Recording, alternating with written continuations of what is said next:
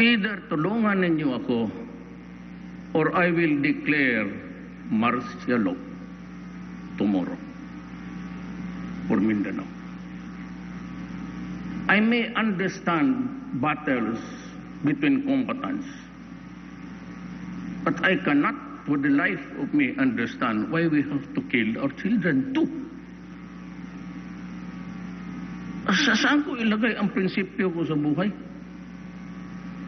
I'm president. I'm called upon to protect everybody. That's my... Hindi na nga, sabi ko, hindi na kailangan magsabi-sabi pa ako ng martial law suspension. I can even do it with just declaring martial law.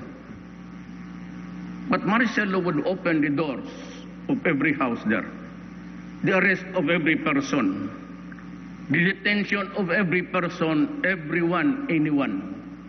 The military and the police would be allowed to just pick you up from the streets and detain you.